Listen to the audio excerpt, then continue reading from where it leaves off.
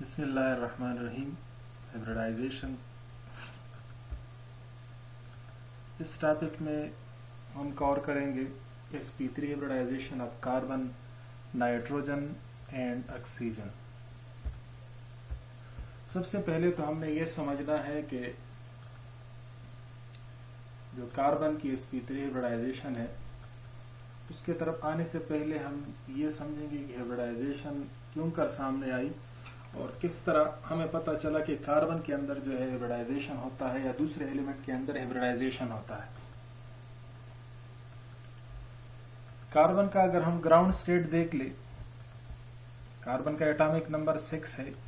Electronic structure अगर आप देख ले तो 1s2, 2s2, 2px1, 2py1 और 2pz0। मतलब कार्बन के अंदर आपको वैलेंस शेल में सिर्फ 2 ऑर्बिटल हाफ फिल्ड मिलेंगे। एक ऑर्बिटल एम्प्टी है और एक ऑर्बिटल वैलेंस शेल के अंदर कंप्लीट फिल्ड है, 2 इलेक्ट्रॉन है उसमें।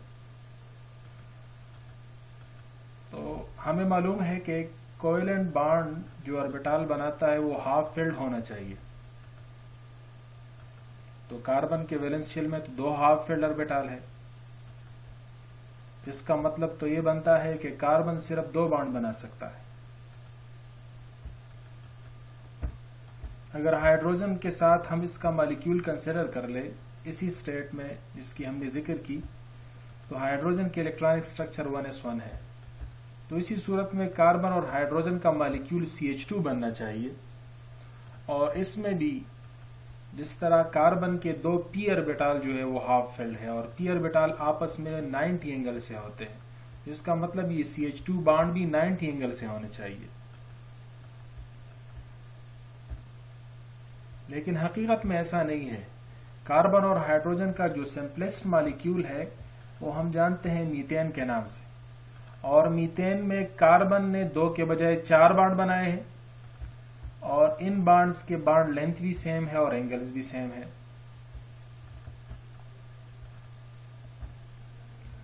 तो इनसे पता चलता है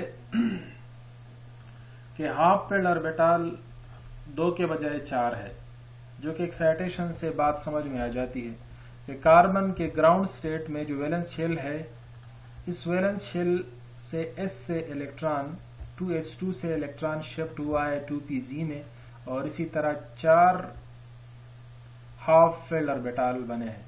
तो 4 बॉन्ड बनने की जो बात है वो तो वाज़ेह हो जाती है कि कार्बन 4 बॉन्ड बनाता है। लेकिन ये बात वाज़ेह नहीं होती कि कार्बन के जो एंगल्स है और बॉन्ड लेंथ है वो सेम है, क्योंकि ऐसी सूरत में भी px, py और pz आपस में म्यूचुअली परपेंडिकुलर है, 90 एंगल से है। तो मतलब एंगल CH4 में 90 होने चाहिए, लेकिन ऐसा नहीं है, बल्कि एंगल सारे के सारे सेम है और 109.5 एंगल है। तो बॉन्ड लेंथ की सिमिलरिटी और एंगल्स की सिमिलरिटी से ये बात वाज़ेह होती है कि जो वैलेंस शेल इसके जो 4 ऑर्बिटल आखिरी बचते हैं 2s1, 2px1, 2py1 और 2pz1, ये 4 ऑर्बिटल मिक्स होते हैं। क्योंकि और इस मिक्सिंग से 4 ऑर्बिटल सेम आने चाहिए, क्योंकि जो अगर बॉन्ड लेंथ और बॉन्ड एंगल सेम है तो इसका मतलब ये जो ऑर्बिटल कार्बन के हाइड्रोजन के साथ ओवरलैप कर रहे हैं, ये ऑर्बिटल सारे सिमिलर होने चाहिए। तो इस सिमिलरिटी के लिए जो है हाइब्रिडाइजेशन कंसेप्ट सामने आया कि जब डिफरेंट एनर्जी और डिफरेंट शेप के ऑर्बिटल आपस में मिक्सअप होते हैं तो इससे नए ऑर्बिटल बनते हैं जो कि सिमिलर शेप और सिमिलर एनर्जी रखते हैं, और इस फिनोमेना को हाइब्रिडाइजेशन कहते हैं। तो अगर अब हम कार्बन के sp3 हाइब्रिडाइजेशन की बात करें तो ग्राउंड स्टेट और एक्साइटेशन के बाद हाइब्रिडाइजेशन किस तरह होती है। ये एक s जो वैलेंस शेल में मौजूद है, ये तीनों p के साथ मिक्सअप होता है और रिजल्ट में 4 सिमिलर ऑर्बिटल पैदा होते हैं, जिसको हम sp3 कहते हैं, और ये चारों sp3 हाफ फिल्ड है। अब ये जो कार्बन में sp3 हाइब्रिडाइजेशन हो रही है, इसको अगर आप इस डायग्राम में देख ले, ये कार्बन का ग्राउंड स्टेट है। एनर्जी के हवाले से अगर आप देख ले तो 1s2, फिर 2s2 और 2p। तो s और p की आपस से एनर्जी और शेप दोनों मुख्तलिफ है। तो पहला काम ग्राउंड स्टेट में क्या होता है कि यहाँ से होती है एक्साइटेशन, इलेक्ट्रॉन शिफ्ट होता है 2s से 2pz, जो खाली ऑर्बिटल है उसमें शिफ्ट होता है और हमारे साथ ये नया फॉर्म बन जाता है जिसमें 2s, 2px, 2py और 2pz सब हाफ फेल्ड है। लेकिन इस पे क्योंकि मसला हल नहीं होता तो ये 3 और ये ऑर्बिटल, ये 4 ऑर्बिटल आपस में मिक्सअप होते हैं और नए 4 ऑर्बिटल बनते हैं जिसकी एनर्जी 2s से तो ज्यादा है लेकिन 2p से थोड़ी सी कम है ये एनर्जी। और ये 4 sp3 ऑर्बिटल्स आ रहे हैं सामने और ये चारों के चारों सिमिलर है एनर्जी के हवाले से भी और शेप के हवाले से भी। इसको कहते हैं sp3 हाइब्रिडाइजेशन ऑफ कार्बन।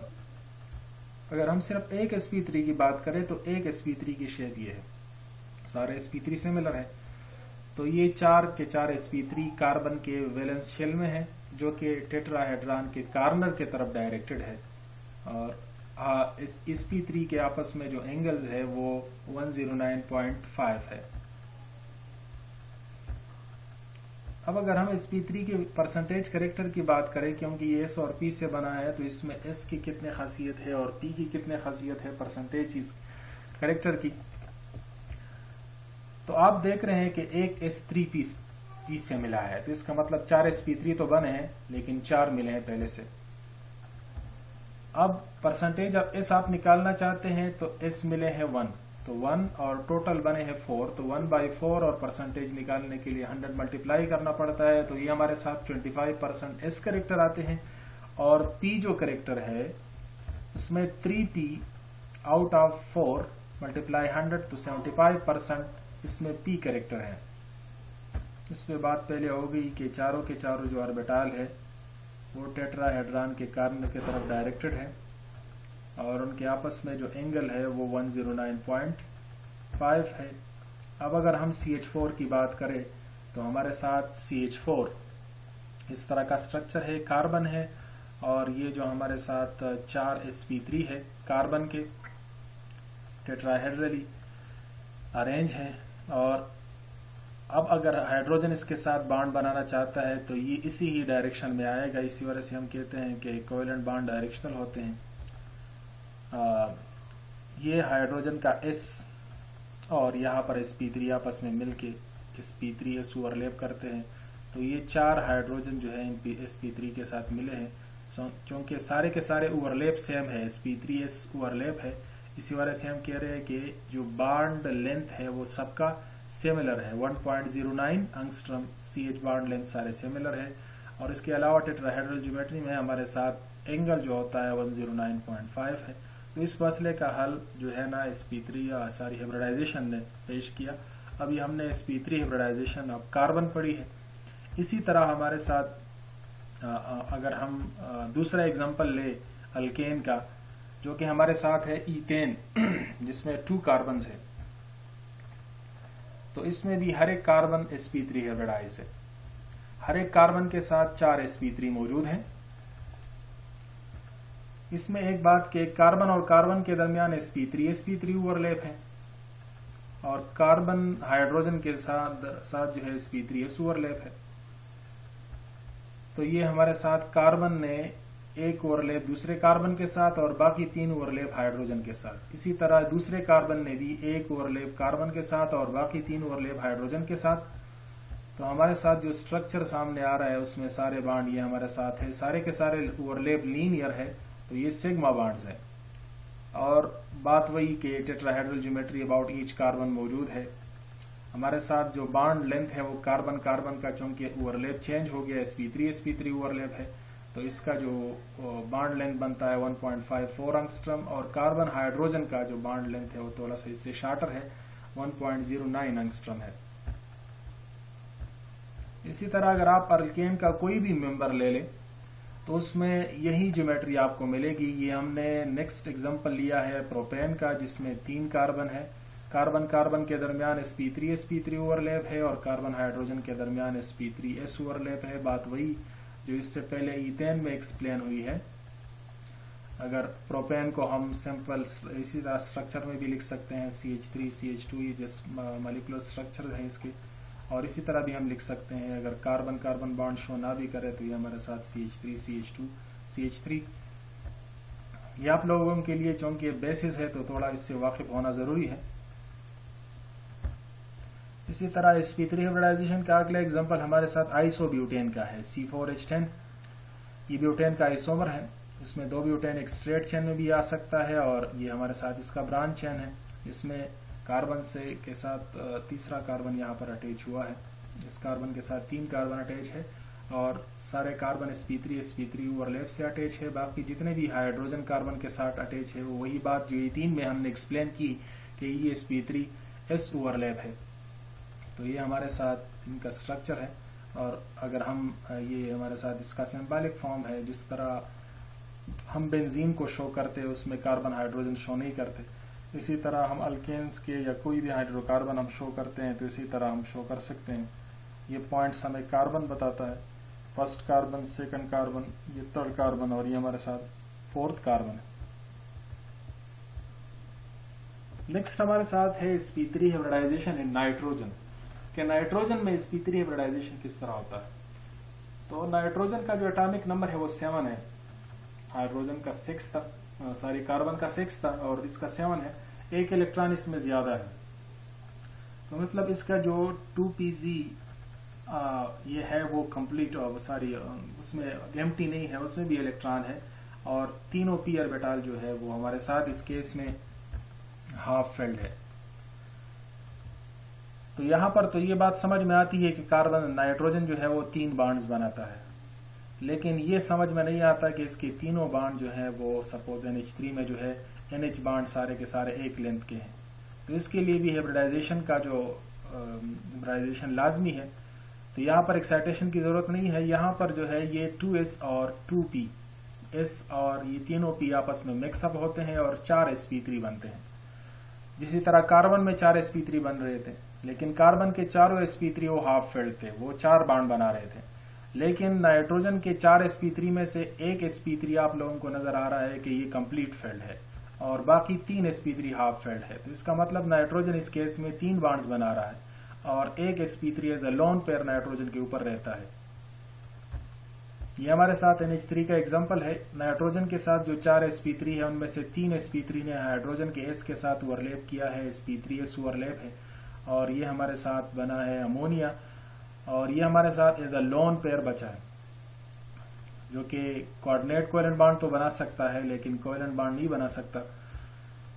यहाँ पर लोन पेयर की जो रिपल्सिव एक्शन है वो बॉन्ड पेयर से ज्यादा होती है, तो इसी वजह से यहाँ पर बॉन्ड एंगल 109 से चेंज हुआ है, 107 पे आ गया है। ज्योमेट्री थी इसकी वही वो टेट्राहेड्रल ज्योमेट्री है अबाउट नाइट्रोजन, लेकिन शेप इसका जो है ना बदल चुका है। ज्योमेट्री में हम जो है वो सेंट्रल एटम के इर्द गिर्द जो इलेक्ट्रॉन पेयर है वो डिसाइड करता है कि इसकी ज्योमेट्री क्या होगी, लेकिन शेप जो है वो फिर जितने बॉन्ड्स बने हैं और जिस डायरेक्शन में है वो हमारे साथ शेप डिसाइड करता है। ऑर्गेनिक कंपाउंड में इसका एग्जांपल हमारे साथ अमीन्स के हवाले से है। अमीन्स क्या होते हैं, जब अल्केन से एक हाइड्रोजन रिमूव होके उसके साथ अमाइनो ग्रुप अटैच होता है तो इसको हम अमीन्स कहते हैं। ये हमने यहाँ पर एग्जांपल ली है अमीन में, यहाँ पर कार्बन नंबर 2 के साथ जो है NH2 हाइड्रोजन की जगह NH2 अटैच है। तो यहाँ पर ये 4 कार्बन जो है 2 अमाइनो ब्यूटेन है, ये चारों कार्बन sp3 हाइब्रिडाइज्ड है और इसके साथ साथ नाइट्रोजन भी sp3 हाइब्रिडाइज्ड है जिस तरह अमोनिया में है। नाइट्रोजन और कार्बन के दरमियान जो है sp3 ओवरलैप है और नाइट्रोजन और हाइड्रोजन के दरमियान sp3s ओवरलैप है। एक नाइट्रोजन का एक sp3 जो है वो एज अ लोन पेयर मौजूद है। तो ये हमारे साथ अमीन्स के हवाले से यहाँ से एक एग्जांपल ली गई है। यहाँ पर हम नेक्स्ट ले रहे हैं sp3 हाइब्रिडाइजेशन इन ऑक्सीजन। ऑक्सीजन का एटॉमिक नंबर 8 है, नाइट्रोजन से भी एक ज्यादा है। तो यहाँ पर 2px 2py और 2pg में दो हाफ फील्ड है और एक हमारे साथ कंप्लीट फील्ड है। तो यहाँ पर वाटर में जो बॉन्ड बन रहे हैं OH बॉन्ड, वो बॉन्ड भी बॉन्ड लेंथ के हवाले से सिमिलर आ रहे हैं। तो इससे पता चलता है कि यहाँ पर भी हाइब्रिडाइजेशन होती है और 2s और 2p के दरमियान जब हाइब्रिडाइजेशन होती है तो 4 sp3 बनते हैं और 4 sp3 में से 2 हाफ फील्ड है और 2 हमारे साथ कंप्लीट फील्ड है। तो जो 2 हाफ फिल्ड है वो तो कोवेलेंट बॉन्ड बनाएंगे, और बाकी जो 2 कंप्लीट फिल्ड है वो as a lone pair oxygen के ऊपर रहेंगे, जिस तरह वाटर में है। ये आप लोगों को वाटर की ज्योमेट्री नजर आ रही है। वाटर में भी ऑक्सीजन, नाइट्रोजन और कार्बन की तरह ऑक्सीजन के साथ इर्द गिर्द 4 sp3 ऑर्बिटल है। इस 4 में से 2 sp3 हाफ फिल्ड थे, तो उन्होंने हाइड्रोजन के साथ कोवेलेंट बॉन्ड बनाया है, और ये 2 sp3 है, ये हमारे साथ एज अ लोन पेयर इसके ऊपर मौजूद है। हाइड्रोजन और ऑक्सीजन के दरमियान जो है sp3s ओवरलैप है। क्योंकि लोन पेयर्स बढ़ गए, वेस्पर थ्योरी में आप लोगों ने पढ़ा है कि लोन पेयर की वजह से जो है ना इसका रिपल्स रिएक्शन ज्यादा होता है, तो इस वजह से बॉन्ड एंगल 104 पे आ गया है। यहाँ पर भी हमारे साथ ज्योमेट्री वही है, टेट्राहेड्रल ज्योमेट्री है अबाउट ऑक्सीजन, लेकिन शेप हमारे साथ जो है ना इसको हम एंगुलर शेप कहते हैं, शेप इसका चेंज हो चुका है। तो शेप और ज्योमेट्री जरूरी नहीं है कि ये सेम हो, जिस तरह हमारे साथ हम कार्बन और मीथेन की बात करते हैं, लेकिन यहाँ पर हमारे साथ ज्योमेट्री जो है वो तो टेट्राहेड्रल है, लेकिन शेप हमारे साथ एंगुलर है, क्योंकि शेप में हम फिर लोन पेयर नहीं लेते, उसमें हम बॉन्ड पेयर और सिर्फ उसका मॉलिक्यूल का जो शेप है वो कंसिडर कर लेते हैं, और मॉलिक्यूल का शेप बना है ऑक्सीजन और हाइड्रोजन से, तो इसका शेप इस तरह है, इसको हम एंगुलर शेप कहते हैं। ऑक्सीजन का एग्जाम्पल अगर हम ऑर्गेनिक कंपाउंड में लेंगे तो हमारे साथ ऑर्गेनिक कंपाउंड्स में अल्कोहल है, हमारे साथ इसी तरह ईथर्स है, तो इसमें ऑक्सीजन sp3 हाइब्रिडाइज्ड है। अल्कोहल में ये मिथाइल अल्कोहल है, ये हमारे साथ हमने प्रोपाइल अल्कोहल लिया है। तो प्रोपाइल अल्कोहल के स्ट्रक्चर को अगर हम ओपन करें तो हमारे साथ ये 3 कार्बन है, तीनों कार्बन भी sp3 हाइब्रिडाइज्ड है, क्योंकि अबाउट ईच कार्बन 4 बॉन्ड नजर आ रहे हैं, तो टेट्राहेड्रल ज्योमेट्री है। ये हमारे साथ तीनों कार्बन sp3 हाइब्रिडाइज्ड है, और साथ ऑक्सीजन भी sp3 हाइब्रिडाइज्ड है। 2 बॉन्ड इसने बनाए हैं, एक कार्बन के साथ sp3 ओवरलैप के जरिए, और एक हाइड्रोजन के साथ sp3s ओवरलैप के जरिए। 2 sp3 इसके एज अ लोन पेयर मौजूद है। और ये आइसोप्रोपाइल अल्कोहल है, जिसमें ऑक्सीजन जो है कार्बन नंबर 1 के बजाय कार्बन नंबर 2 पे अटैच है। ये भी प्रोपाइल अल्कोहल है, लेकिन आइसोप्रोपाइल अल्कोहल है, ये इसका आइसोमर बनता है क्योंकि कार्बन नंबर 2 पे OH ग्रुप अटैच है। और इसकी बात भी वही सिमिलर के कार्बन भी sp3 हाइब्रिडाइज्ड है, ऑक्सीजन भी sp3 हाइब्रिडाइज्ड है। इसी तरह हमारे साथ ईथर में भी होता है, दूसरे ऑर्गेनिक कंपाउंड्स भी ऐसे हैं जिसमें ऑक्सीजन sp3 हाइब्रिडाइज्ड है।